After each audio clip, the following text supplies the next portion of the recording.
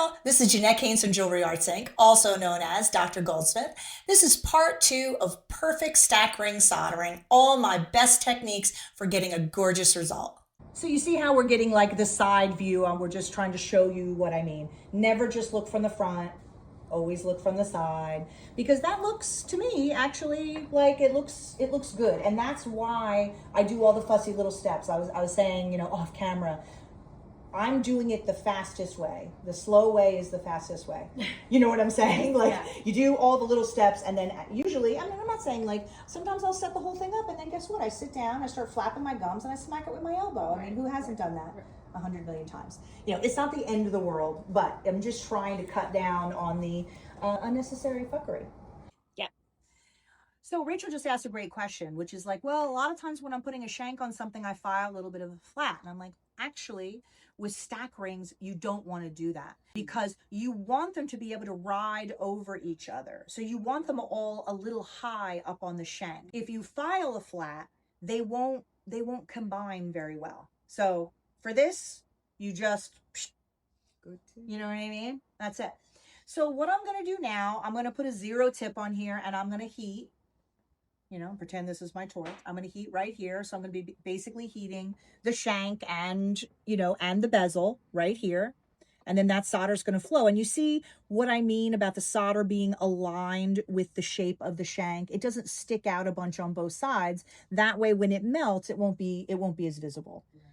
You know what I'm saying? No, ask questions. Lay it on me, babe. Yes, get a nice close view. Okay.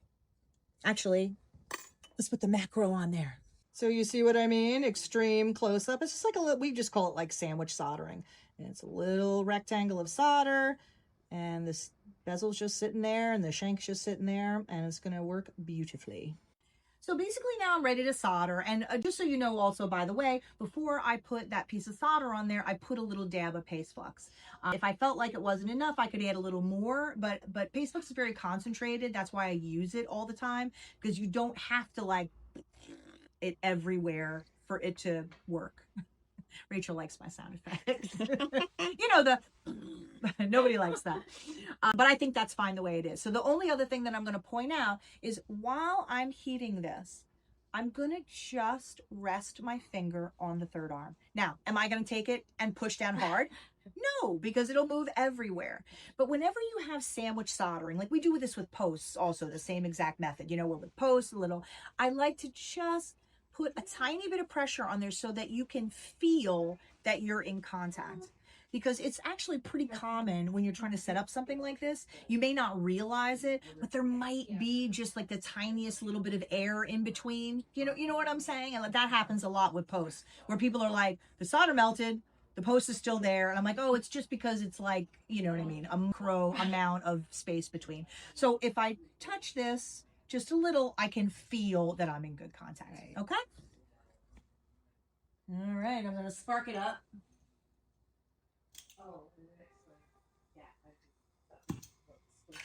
Okay. So I'll let Amy come in sort of over here a little bit. I'm just going to rest my finger right here. And Rachel, come over here and watch, because this is not going to take long.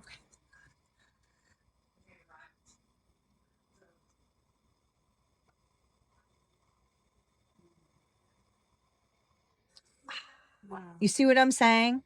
That's the whole purpose of being so OCD. I guarantee you it's not because I want to do things slow. I do it because I want to work fast and efficient. And after soldering 5 or 6 billion of these, this is the way that gets you there the fastest. So, so what we'll do, I'll do a little close up of the seam. We'll throw it in the pickle. If it's totally filled in and everything is great, amazing. If not, we can always add another little piece of solder. Okay? So you see, the ring looks beautiful, but you see that one, like sort of a little bit over to the left, there's like one little like pit there in the solder, and I don't like that. So I'm going to put a little ball of solder in there, like I was just saying to Rachel, like, well, we can only sandwich once, but it's no big deal. I'll just put a little paste flux there and a little ball of solder, and we'll heat it, and then that's it. Isn't that cute?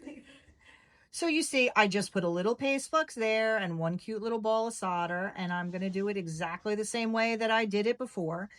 You notice I did set up the third arm again, because guess what? When that solder flows, the ring shank could fall over and make a big, disgusting mess. So never like solder something up in the air like that unless it's supported, or things can go terribly, terribly wrong. I'm going to do exact same thing I did before. I'm going to rest my finger on here. I mean, I know it's touching, but just to make sure everything is, you know, not wiggly at all. And I'm going to heat right here where I'm heating the shank, and I'm also heating the bezel. I'm not going to heat the whole piece or dick around in any way. You go right in there.